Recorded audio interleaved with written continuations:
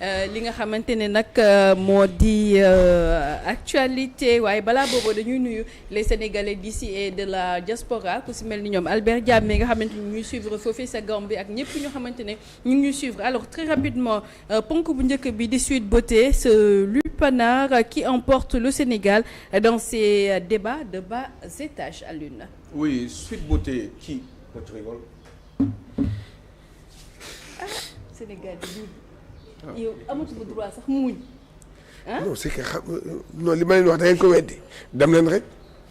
dem leen rek di ngeen dem leen rek. dictature rampante la. non gis nga kii. Moi je ne veux effacer personne. Et là tu veux m'effacer nii en direct. yow bu ma effacer may perte. waaw loolu dëgg la relation yu baax yi ngay def ci réew mi ko kenn mënu ko bàyyi. non Sweet Beauté ce lupanar qui emporte le Sénégal dans ces débats de bas étage. Pourquoi ma wax loolu? Parce que j'essaie tout le temps de me conformer par rapport à l'actualité pour un petit peu donner mon avis ci Sénégal yi nga xam ne ñoom ñoo ñuy seetaan.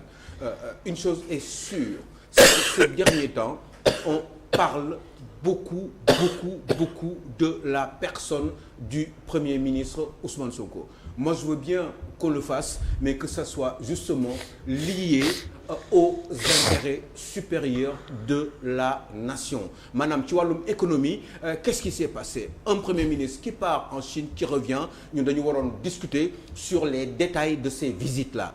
ponk bu nekk ñu toog waxtaanee ko essayer de comprendre les détails en profondeur naturellement de ces en tout cas def ci ay analyses yu poussées par rapport ak cette visite là. Qu'est-ce qui s'est passé réellement bi mu demee Chine? Mais boo gisee waxtaan bi mënul nekk dem dans le fond, c'est parce que il y a un problème par rapport justement à la transparence du fait de la mauvaise transmission, si je puis dire, d'informations venant justement de cette primature donc de ce Premier ministre. Tout simplement parce que ils ne nous disent pas tout. Ils ne nous disent pas tout, ils nous disent autre chose. Autre chose par rapport à quoi yoo xam ne c'est totalement en porte-à-faux ak li nga xam ne moom mooy intérêt réew mi. Qu'est-ce qui s'est passé en Chine? Tey jii nii kenn mënu la wax fondamentalement ñaata lañ fa jëlee xaalis maa leen koy wax la semaine dernière mu ñu leen wax ñaata lañ fa jëlee xaalis ci yan accord la ñu signé accord yooyu ci nan la nar a doxee fan la jëm ci yan domaine d'intervention au Sénégal la nar a doxee qu'est-ce qui se passe? Est-ce que ñun yi nga xam ne moom mooy suñu priorité ci réew mi Premier ministre bi mu demee foofu défendre na ko et que les Sénégalais justement dinañ ci mën a gis seen bopp wala ñi nga xam ne mën nañ ci am ay critiques objectives ñu am ko ci pour faire avancer comme je le dis le schlimbing le pays. Maintenant on se rend bien compte que ni Premier ministre bi mu ñëwee lépp lu ñu gën a capter à part histoire de Mercedes là ak yi demee noonu lépp lu ñu gën a jàpp ci mbir mi moom mooy un Premier ministre boo xam ne rabat d'arrêt bi ñëw na dal na ci kawam am na yu mu jot a wax ci li mu wax li ñu gën a jàpp ci loolu ce qui est dommage justement ou dommageable eh bien moom mooy un Premier ministre qui dit que ni moom li ko intéressé tey jii nii moom mooy ñaari cas yi nga xam ne moom daf ko dal ci yoonu politique am par rapport à la justice muy le cas Mame Mbaye Niang et le cas Adji Sarr eh bien ñaari cas yooyu nee na il faut que ñu dellu siwaat procès bi parce que d'abord am nañu ay éléments nouveaux surtout ci wàllum cas wu Mame Mbaye Niang bi. Eh bien tout le monde en parle kan moo dóor kii kan moo def lii kan moo jaxase kii kan moo gañali kan moo daan làmb ji kan la ñu dóor yóbbu ardo comme le disait monsieur Thiam tout à l'heure entre autres ci yooyu kese la ñu ba ñëwaat encore ci loo xam ne wax dëgg yàlla jàlloon na et les Sénégalais ont d'autres priorités par rapport à justement l'avancement dans ce pays-là. Sénégalais ces priorités là ba léegi mënuñu si leen gindi mënuñu leen mettre à l'aise parce que tout simplement amuñu ku leen ci wax ndax réseau de transmission yi nga xam ne moom la ñu ñoom ñoo fi am mooy la presse en général ce réseau-là amul benn possibilité pour dugg dans les détails parce que à la base au fond amuñu information utile yi nga xam ne moo waroon jóge ci Premier ministre par rapport à cette visite là bi nga xam ne daf ko defoon ci dëkk bi nga xam ne dafa am influence ci àdduna bi sur le plan économique te mu mënoon ñu jëriñ ñu doon yaakaar ni xëy na bu ñëwee dinañ ci dugg ci détails yi ba ñun di ci mën a waxtaan ci ay pàcc ba nga xam ne mbir mi dinañu mën a avancer loo ñu mën joxe ci suñu xalaat def ci ay critiques objectives faire avancer les choses sénégalais di ñu déglu ñëpp li ci am seen xalaat ba nga xam ne ñoom dina leen mën a jëriñ par rapport ak seen avancement mais évidemment on se rend bien compte que ni lépp lu ñu gën a waxtaan ci mbir mi on se rend bien compte que ni lépp lu ñu gën a waxtaan ci mbir mi eh bien lenn la mooy Mame Mbaye Niang Adji Sarr Mame Mbaye Niang diw wax na diw lii diw tontu na ko diw ñëwoon na pour revanche dans une télévision diw tontu na ko diw moo gagné et cetera tout le monde en parle sans doute parce que premier ministre moom moo ne lépp loo xam ne mooy rapport yi nga xam ne dafa li nga xam ne yoon daf ko daloon ci kawam yooyu yëpp dina ci dellusiwaat parce que dina demander au ministre de la justice parce que pour mu doxal mbir mi ba nga xam ne à la limite bu jaree sax ñu delloowaat procès yi ñu delloo ko yooyu c'est grave et ce n'est pas bien parce que on a besoin d'avancer dans ce pays-là et on a beaucoup de mal justement pour ce faire parce que tout simplement on aime traîner sans doute parce que on n'a pas autre chose à faire wala on n'a pas de solution véritable pour faire avancer le pays parce que tout simplement lu ñu ne xawma kii bu xawma lan bërigo bu kii bu amul dara dafay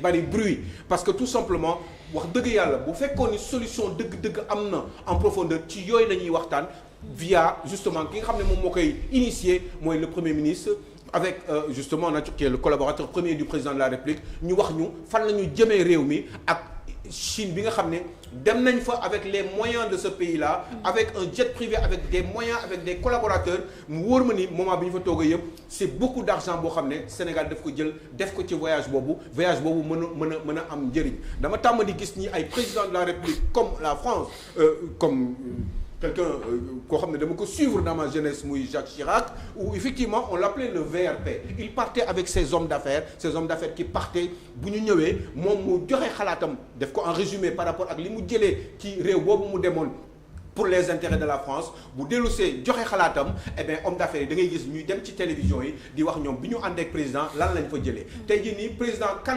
premier ministre kan la àndaloon lan la fa def ñan homme d'affaires nga gis ñu àndaan ak président dem dellusiwaat ñëw joxe seen xalaat yan collaborateurs ou des conseillers du premier ministre parce que on peut s'en douter ni il peut pas toujours tout dire mais am na ñoo xam ne àndoon nag ñoom ñu ñëw ci dans les structures de presse joxe seen xalaat pour mën a justement gindi sénégalais yi ci voyage boobu nga xam ne wax dëgg yàlla pour un pays qui est dans une situation économique pareille wax dëgg yàlla waroon nañu mën a faire avancer les choses ba nga xam ne ñoom képp ku ci wax sénégalais yi dañu xam lan lañ ci xalaat. voilà léegi waaye foofu waaye Aliou man defe naa ne voyage boobu ñëwul ak loxo neen premier ministre ñëw na ak koppar gu bare pour régler signé na fa ay affaires yow man gis naa fu ñuy toogee nii di signé am na man gëw ma ne que dafa dem noonu rek après ñëwaat ah. Cheikh Yane xam nga man waxuma ndax signé na wala signé wul. man mais indi na dara. non mais man waxuma. mais léegi xaaral indi na dara d'accord lan la andi. non mais indi na koppar nee nañu indi na koppar. ñaata la andi. waaw am ñoo la pour Sénégal. loolu la Aliou Sow di wax par exemple que boo demee. pour ñu wax ko. que tu rends compte aussi. pour mu wax ko waaw. mais maintenant. non mais bu ñu waxul pour man indiwuñu dara. indi nañ nag. non de waaw indi ñëw la moo ci yow. yow de may waxoon na indi nañ. mais dégg na ni andi nañ. yow bi ngay ñëw non dama ne bi ngay ñëw indaale nga sa portable. waaw léegi gis naa ko. waaw léegi moom andi na. non la moo. da ngeen a ñëw Sonko dina jël jet privé xaalis Sénégal dem ba fële. xam nga te indiwul xaalis. xam nga man dama am gis-gis ak moi c'est du. man dama lay laaj rek. xam nga li ma la wax leer na. waaw dama la ne. ci pays yu mag yi. xam nga man je te dis man c'est l'Occident qui m'a formaté. ci lu bari yoo xam ne comment développer un pays détail bi amuñu ko fii pour dugg ci bu doon ci loolu rek dañuy waxtaan. ñu waxtaan ba 14 heures. yaa ngi dégg je dis juste une chose man quand am na ay actes yoo xam ne ñi nga xam ne dañuy jiite dañ ko posé man damay xam li ñu posé ci fan la mën a jëm. ndax dina mën a avancer le réew mi dans les plus brefs délais surtout que dañu nekk ci ay situations d'urgence et que dañu war a teg ay actes yoo xam ne moo mën a régler problème mu économie Sénégal ba nga xam ne Sénégalais yi mën a gindiku eh bien loolu bu amagul dans 3 mois dans 6 mois man gëw ma ni dara dina fi am. xam nga lu tax gëw ma ni dara dina fi am parce que il faut du concret tey jii nii nee naa la premier ministre dem na. ci xam naa ni accordu président de la République. dem na dellu si waat na. mais lan la indi lan la ñu mën a tegal te lan la ñu mën a tegal ci waxtaan bi yow ci semaine bii président ministre jógee Chine ba dellu si waat nii qu'est-ce qui s'est passé lan moo fi am concrètement lan lañ fi gën a waxtaane ci réew mi ñun ñi nga xam ne ñoom ñoo war a transmettre information yi leeral ko Sénégalais joxe ci suñu xalaat def ci ay critiques objectives ñun lan la ñu mën a wax à part benn wax mooy Sweet Beauté diw dóor na diw daje nañu ci benn émission wax na ko lii lépp loolu ñëpp loolu la ñuy wax lépp loolu la ñuy waxtaane mais on ne peut pas parler d'autre chose on peut pas parler léegi ci wàllum agriculture on a des problèmes léegi ñun lañu bëgg a bay noor bay nawet xam nañ mënuñu di xaar ñetti weer pour nawet pour di bay léegi dañu bëgg di bay noor et cetera am nañu ay dex juróomi dex am nañu naaj am nañu ay solaire mun nañu gas ndox mi mi ngi fi mais yooyu yëpp qu'est-ce qu'on fait pour développer l'agriculture qu'est-ce qu'on fait que pour ceeb bi dootuñu ko jéggaane bitim réew chaque année on a 1,3 million tonnes de ceeb yoo xam ne dañ koy jéggaane bitim réew nan la ñuy def pour que déwén 1 million la ñuy jënd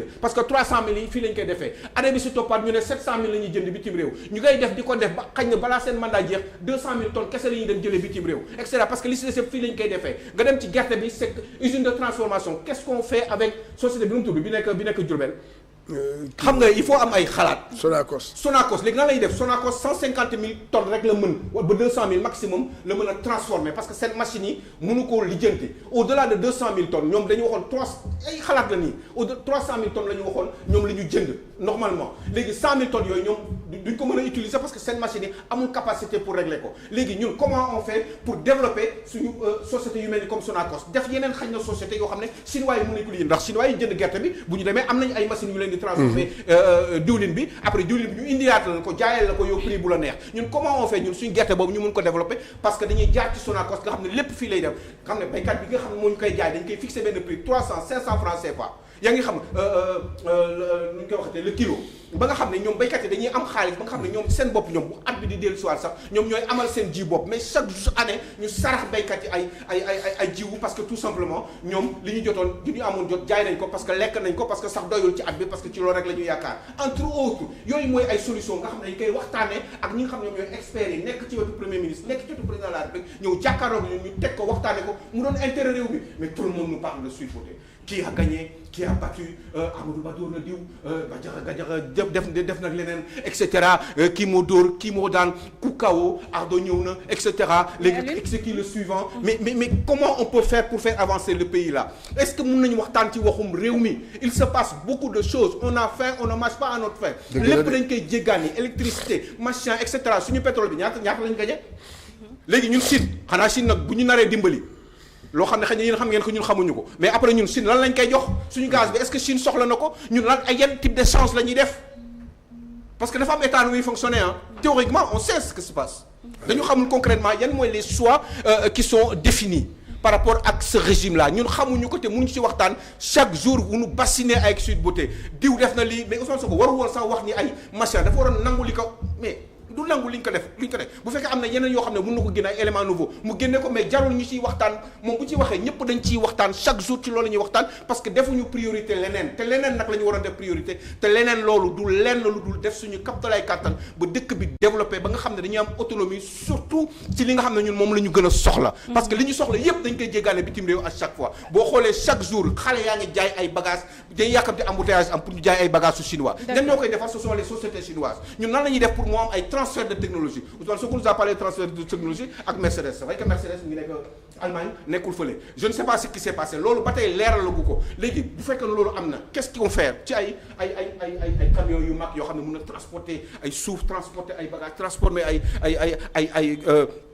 béton tout ce que tu veux pour xam ne yu bari dootuñu ko jéggaane bitim réew yooyu yëpp ñun dañ si bëggoon xam dara ndax ñu mën ci waxtaan parce que man am naa lu ma ci xam mais je m'empêche de le faire parce que je n'ai pas les détails de ce qui s'est passé véritablement ñi nga xam ne bu ñu jógee bi parce que mënu ma ci wax parce que bu ma ci waxee da ngay erreur parce que amuloo chiffres yi amoo ay accords yi nga xam ne concrètement dañ ko signé leeraluñ la dara dañ la ne rek signé nañu ay accords de centaines de milliards mais centaines de milliards par rapport à quoi par rapport ak ci lan ci yan domaine ci réew mi amul kenn gisu ko kenn dëkku ci seen bët. Et c'est ça qui pose un problème dans ce pays-là. Arrêtez de nous bassiner avec cette histoire de Sweet Beauté ou de machin là de Mame Mbaye Niang parce que yooyu yëpp bu fekkee ni yoon wax na ci li mu ci wax mais on est dans un régime de séparation des pouvoirs. D'accord. Premier ministre waru ci woon wax. avocat am rek mënoon na ci wax moom jaru mu ciy wax parce que bu waxee day am ay impact ci loolu rek la ñuy waxtaan parce que loolu la ñu bëgg. on est dans la culture du pauvre on n'est pas dans la culture de développement boo xam ne képp pays bi nga xam ne moom dañu nuroo même bu fekkee ni bokkuñu ay culture de base parce que le chinois et l'islandais ils n'ont pas la même culture de base mais cette culture de développement façon bi ñuy développer réew ñoom ñëpp ils ont les mêmes attitudes parce que dafa am ay attitudes nag yoo xam ne nit ki moom la war a mën a am pour développer réew donc arrêtez de nous fatiguer avec ces choses-là on veut faire avancer le pays et qu'est-ce que vous nous proposez concrètement vous partez vous revenez on ne sait pas pourquoi vous êtes parti on sait à peu près pourquoi vous êtes parti mais on ne sait pas pourquoi vous étiez parti quels sont concrètement les détails de cette visite-là bi nga xam ne ça a coûté énormément d'argent au peuple sénégalais bi nga xam ne dafa nekk dans une conjoncture difficile.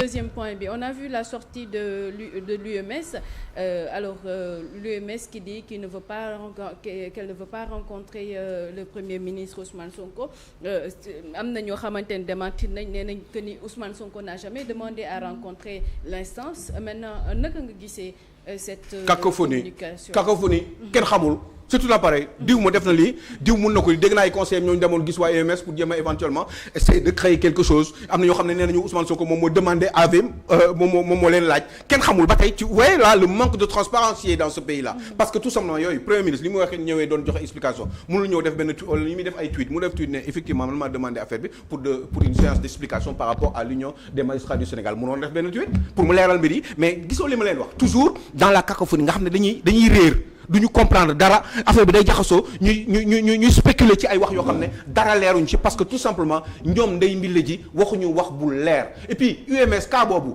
ki ko war a régler kan moo ko war a régler véritablement mais le président de la République qui est le garant des institutions ou de la bonne marche ou du bon fonctionnement des institutions ce président de la République là il reste inerte il ne dit rien mais pourtant am na cas yoo xam ne bu demoon ba toll ci son premier ministre ñu koy rabat d'arrêt am coow bari et cetera tout le monde en parle il peut au moins faire benn tweet bu fekkee mënul def tweet bi sax au moins qu'il donne son avis par rapport ak situation bi ba pare mu gën a encore fësal l'acte de séparation des pouvoirs bi nga xam ne moom moo am ci réew bi parce que nag exécutif moom moo xas judiciaire exécutif mais foofu moom moo xas judiciaire et loolu kenn mënu ko comprendre. si xas boobu noonu bu ñu demee ba tollu ne UMS di exiger des excuses publiques naka nga jàngatee loolu tamit. c'est-à-dire que muy exiger des excuses publiques parce que sans doute un premier ministre de la République du Sénégal il parle ok il est citoyen mais li ñuy gën a gis ci moom c'est pas le citoyen parce que premier ministre boo ko waxee yenn yi yaa ngi koy agressé demal nga xool article xaw ma 254 xaw ma 259 du code de procédure pénale. code pénal même j'allais dire yaa ngi dégg donc yooyu yëpp boo demee ba xool ko di nga xam ne premier ministre saa yi boo ko waxee yenn détails yi sax tooñ nga ko donc c'est un citoyen quand même qui est un petit peu à part parce que dafa am ay yoo xam ne dañ ko jagleel ba nga xam ne moom moo war a def en sorte que ni mu am yenn attitude yi il n'est pas forcément le citoyen sénégalais lambda bi nga xam ne moom mooy wax officiellement ci télévision parce que bu ñu koy déglu li ñuy njëkk a gis moom mooy le premier ministre de la République du Sénégal donc bu fekkee ni dañuy demander ay excuses ça veut dire que ni c'est l'exécutif pratiquement le deuxième représentant du pouvoir exécutif moom moo taxaw mu pratiquement mu critiquer la magistrature. D'accord. Et loolu c'est grave ça veut dire que ni am na benn espèce u étincelle bu am entre le pouvoir exécutif et le pouvoir judiciaire et ça c'est terrible. Très rapidement en 2 minutes mooy Sénégal le slogan Diomaye Sonko est-il véritablement sincère lan moo tax nga samp laaj bu nu mel. C'est-à-dire que li ma xaw a jaaxal. C'est toujours dans le même ordre d'idées. Bien sûr. C'est-à-dire que en réalité le premier ministre quand il a parlé encore le citoyen mais le premier ministre aussi qui parle qui dit que ni moom.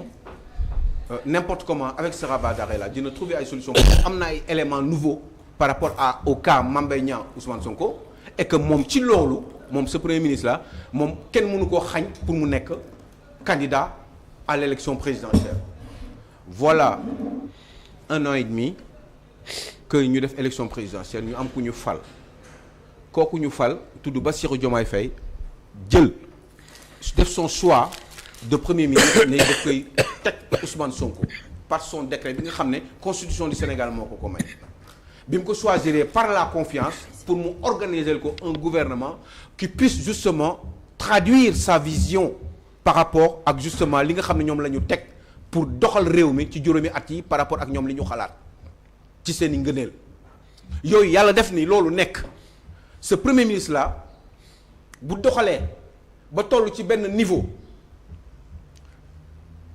1 an et demi mu ne moom dafa bëgg nekk n'importe comment dina wax même bu ko xalaatee sax warul wax ni kenn mënu ko empêcher pour mu nekk un président un candidat à l'élection présidentielle parce que il est en train de soutenir un président boo xam ne ñoom seen bopp ñoom ñaar surtout ak ni ñuy doxalee seen façon bu bees bi nga xam ne moom la ñuy doxalee avec un premier ministre qui est quand même beaucoup trop fort par rapport aux premiers ministres qui ont précédé dans l'histoire politique du Sénégal loolu wax dëgg yàlla bu amee bu demee ba tollu fii moom waru woon toog xalaat naan day man je serai candidat aux élections présidentielles même s'il le pense même bu fekkee ñoom ñoo xam lan ban dil la ñu teg moom ak Bassirou Diomaye Faye une chose est sûre mais mooy habituellement un premier ministre de la République dans un régime où effectivement mandat bi ñaar la wax dëgg yàlla habituellement le président de la République bu fi nekkee benn mandat bu fekkee ni ñoom ils sont satisfaits du mandat du président de la République ak ñu ko mën ci accompagner eh bien normalement élection bu amee dañu war a souteniraat logiquement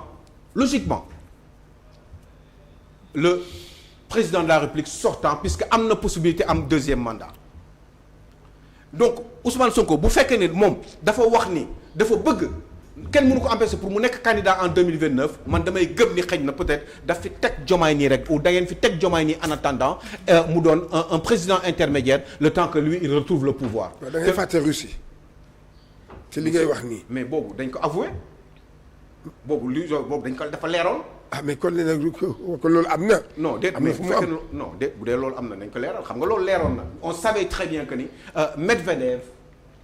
Poutine daf ko fi teg pour un mandat. mais mosuñu ko wax. non si ils l'ont dit. non je l'ai suivi ah si je l'ai suivi. non xaar xam naa li ma la. mosu kaa wax. non dama ne loolu leer na xam nga aussi wax nañ ko mu leer nañ dama ko suivre loolu dafa bokkoon ci li ma doon jàng. ah kon yaa ko dégg man. non dama ne xam nga Medvedev la bi ñu koy fay teg. premier ministre déggatoo ko sax. il est même plus premier ministre. xam naa loolu doo dégg lu ma la. dafa teg exprès pour loolu pour que mu mën a remplacer pour que parce que comme dañu limité woon mandat bi. en Russie. eh bien moom jeexaloon na ñaari mandat mi. il fallait absolument que mu continuer liggéey bi parce que seen politique. loolu la woon en tout cas seen parti et parti dominant la woon. ah kon la yow nee nga boobu ñoom dañ ko waxoon. non quand même j'ai suivi. waaw d'accord dama la koy nangu waaw bii tamit. kii waa ñi am nañ droit wax ko tamit. non mais nañ ko wax mu leer ñu xam mais bi ñuy wax Diomaye mooy Sonko ça veut dire que c'est la même chose ça veut dire que Diomaye nekk président ak Sonko nekk président c'est pareil mais bu dee Diomaye véritablement mooy Sonko mais normalement Sonko waru woon sax taxaw naan man su ma nekkoon président lii ak lii lay def mais y a pas quelque chose qui ne va pas mais moo tax ma laajte est-ce que véritablement Diomaye mooy Sonko. parce que bu fekkoon Diomaye mooy Sonko dëgg rek ça veut dire que ni Diomaye lépp lu muy def Sonko d'accord na ci. ça veut dire que bés bu ñu amee possibilité renouveler seen mandat pour une deuxième fois. mais Diomaye mooy Sonko Diomaye va continuer parce que Sonko mooy Diomaye mooy Sonko bu fekkee ni dëgg la si ñoom bu fekkee ni ce n'est pas une arnaque dëgg loolu la bu doon mais li koy xaw a douter noonu li indi doute bi xam nga mooy lan mooy le fait que ni. Sonko pense que ni moom il doit être candidat en 2029 et que rabat d'arrêt bi da koy yàqal parce que ba juillet 1er juillet 2029 amul droit nekk candidat te élection yi di il est libre il veut être président de la République mën na ko nekk. non mais xam nga aussi Cheikh Diagne man waxuma ndax il est pas libre j'essaie de trouver des logiques man li ñuy homme politique di nëbb laay jéem a wan Sénégalais yi. ah yow li ñuy nëbb noonu yow. mais xam nga parce que quand il y a une malhonnêteté malhonnêteté bu amee Cheikh Diagne loolu baaxul ci politique du ay calcul baax na ci mais il faut mooy ay calcul avec franc jeu boobu moo amul ci gars yi te quand je vous dis qu'ils sont tous pareils ils sont dans le calcul. wala ñëw stratégie wu jàmbu. stratégie non xam nga man loolu du stratégie. non mais je suis d'accord. stratégie la. non déedéet non xam nga man dañu gëmloo Sénégal ni Diomaye mooy Sonko. non li nga bëgg ci politique bi laa dafa am stratégie. non waaw stratégie mais d'accord mais stratégie moo doon Diomaye mooy Sonko donc ça veut dire que xam léegi stratégie nag ci politique dafa doon stratégie bu baax. loolu stratégie bu baax bu xel nangu bu ànd ak moral ànd ak éthique. bu ànd ak dëgg. ak dëggu kon ça veut dire que ni Diomaye du Sonko. non bu dee Diomaye mooy Sonko rek. yow politique Sénégal ngay wax loolu yow yii. mais xam nga aussi man xam naa boo gisee may doxalee nii parce que xam naa dama bëgg juste di leeral mbir yi. pour Sénégalais ubbi seen xel comprendre ce que je suis en train de dire ces gens-là en profondeur ce qu'ils sont capables de faire pour garder un pouvoir. ce n'est pas bien. yii yëpp day mooy tax Sénégal du dox parce que mbir yi leerul teguñu ko fu leer Poutine boo gisee mbir mi dox ba tey nii leeroon na depuis Yeltsin bi mu demee. yow fekk nga fi Ablaye Wade. fekk nga fi fekk nga fi politique Ablaye Wade. fekk nga fi politique Macky Sall. xam nga fekk nga fi politique Senghor. waaw fekk nga ma ne c'est yooyu ngay wax. yokkal fekk nga fi Sénégal doxalin bi ak niveau de développement bi. waaw parce que tricherie rek. waaw yooyu. waaw ay calcul ak hypocrisie. waaw moo tax dëkk bi tollu fii. parce que am na yoo xam ne bu jaaroon yoon maa ngi lay jox kaawu Russie nee naa la. depuis laa lay wax ne Gorbatchev. waaw ba perestroïka am ba Boris Yeltsin yegsi ba Poutine ñëw. taxaw nekk maire Moscou. continuer ba toll ba fi mu toll nii ba Poutine naan Medvedev da nga may remplacer parce que après li ñu war a continuer dama war a liggéey bi da ngay jaar fi rek comme yoon lii la wax ma nekk sa premier ministre nga nekk sama président de la république. fekk Poutine moo doon président de la république. bii Sonko du président de la république. ba ne Poutine dafa nekk président de la république ñaari yoon. ba pare après ñëw remplacer. xoolal dafa nekk président ñaari yoon après ñëw remplacer Medvedev remplacer ko. pour juste un an. loolu xam dañ ko waxtaanee. wala ñoom ñaar ñi tam Sonko ak Diomaye mën na am dañ ko waxtaanee. Poutine nekkoon na président ba pare li tax mu jox ko Medvedev c'était juste pour benn mandat pour éviter de dévoyer la constitution russe. yow waxtaanu ñaari nit ñaar ñu déggoo lu ci sa yoon. mais ñaar ñu déggoo mais ñaar non samay nit xamul sax parce que Sénégal la ñuy jël mais yow sa xaalis da nga koy jox yow boo jëndee 1000 francs. boo jëndee 1000 francs essence 600 yi da nga leen koy jox. loolu affaire parti la. et parti bu nekk da nga am sa stratégie. non seen stratégie man warul man entraver man. yow sama gis-gis waaw si man sama gis ak yeneen Sénégalais. ci réew mi parce que réew mi ci lañ bokk sax yow bu dee bokkoo ci sa affaire la. c'est important Alioune ma bàyyi la nga daane foofu Alioune am na yoo xam ne bu ñu ko defee alors que ñun on leur donne notre argent. dëkk bi nekk ñu ñuy taxé façon bu nekk. xam nga loolu dañ ko war a changer. bu fekkee ne mënuñu ko changer nag ok nañ def leen neex. mais man dinaa wax Sénégalais yi. loolu pour que ëllëg qu'on les dégage bu fekkee qu'ils n'ont pas respecté bu fekkee ni système bi ñu doon wax dañ ko bëgg a arrêté wuñ ko qu'on puisse les dégager pour revenir sur ce que je disais souvent mooy ils sont tous pareils. Voilà man nag du ma la dégager parce que Alioune du ma la dégager man j'ai besoin encore de vous sur ce plateau mais dama lay bàyyi rek nga tàggatoo ak askan mais maintenant demain incha allah ñu àggale. di la sant bu baax a baax kontaan. nekk ak yéen ci plateau bi. il y a tellement de choses à dire. j'entends mon petit frère. di sourire. bien sûr je suis content d'être sur ce plateau. di leen ñaanal yàlla sàmm leen suturaal leen yàlla sàmm ma suturaal ma. dëggal sama yaay Henriette maa ngi lay souhaiter nga beaucoup de courage. et puis di la souhaiter beaucoup de santé nga gudd fan fekkee lu bari yow ak maman Ndeye Thiam mi nga xam ne moom mi baax samay deuxième yaay jooju di ko ñaanal yàlla mu gudd fan moom tamit am beaucoup de mbégte de bonheur ak de beaucoup de santé yow Thiam yow mi baax te nga gudd fan ba mën a fekkee lu bari yàlla na la yàlla sàmm. ñu lay ñaanal yow tamit yàlla sàmm la bu baax a baax a baax. Cheikhul Khadim jërëjëf. Penda Diallo ñu ngi koy nuyu bu baax ak tonton Adama waaye maa ngi nuyu également.